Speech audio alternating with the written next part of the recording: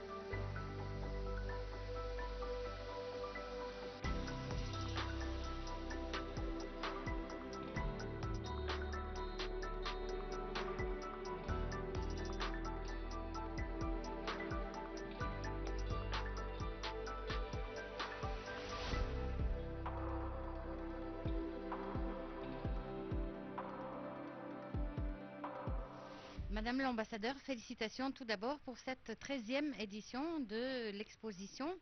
Et on voudrait tout d'abord vous demander de faire une petite comparaison entre la première exposition et celle d'aujourd'hui. Je crois que les choses vont vers un succès. C'est pour cela que nous avons beaucoup d'artisans qui tiennent à venir pour exposer leur travail, leur chef-d'œuvre. Moi, je considère cela avec ce qu'ils ont comme possibilité. Ça vraiment, c'est à respecter et à apprécier, hautement apprécier. Je crois qu'aujourd'hui c'est une journée de travail, alors on ne peut pas faire une comparaison, c'est l'ouverture de opening, mais je crois que pendant le week-end les choses seront meilleures. Mais je trouve que l'exposition va vers de l'avant, la qualité, le goût et l'appréciation du public. Et ça me fait plaisir. Effectivement, moi je voulais vous parler de la qualité des pièces d'art, je dirais des pièces d'art qu'on a pu voir aujourd'hui, parce que la qualité a été vraiment affinée Voilà, pendant ces années. Elles sont de toute beauté, vraiment, et les prix sont raisonnables. Et il faut que nous les encourageons pour qu'ils continuent à travailler, à produire. Et c'est une occasion pour les diplomates égyptiens qui vont partir. Le président a signé le mouvement de transfert des ambassadeurs égyptiens vers l'étranger. Et nous avons des chefs de mission aussi qui viennent du corps diplomatique étranger en Égypte pour voir. Et en fin de compte, nous avons le catalogue. Alors les gens peuvent acheter online. Alors nous avons tous les choix et toutes les possibilités. Une autre chose est que nous avons une variété de produits et de gouvernerats.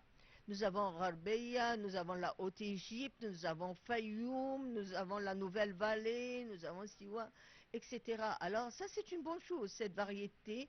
Et nous avons des gens qui souffrent parfois d'un certain handicap qui font, qui sont parmi les gens qui exposent ici.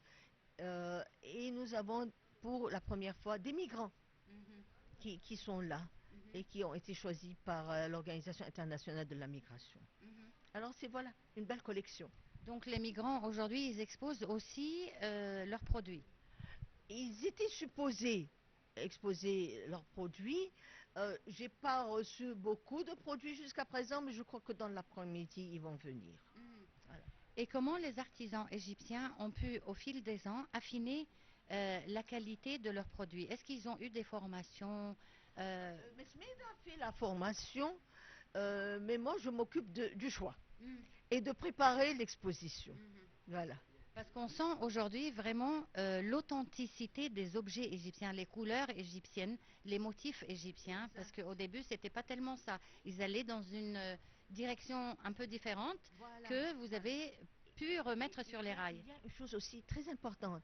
J'ai eu des artisans qui n'ont pas pu venir parce qu'ils ont terminé tout ce qu'ils ont comme produit dans des expositions à l'extérieur du pays. Ça me fait plaisir.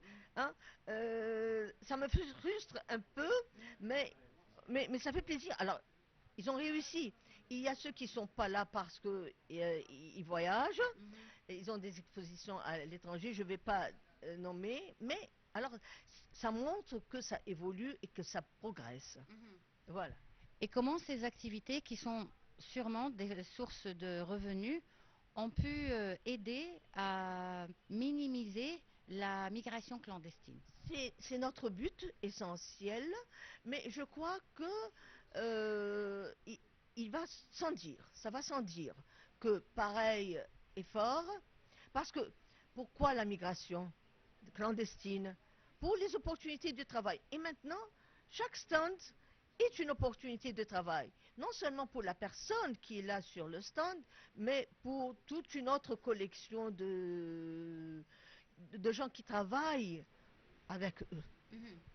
Et sur le plan du comité, quelles sont vos activités actuelles? Oh, j'ai beaucoup d'activités. Je vais au Parlement pour parler du budget, premièrement, cette semaine.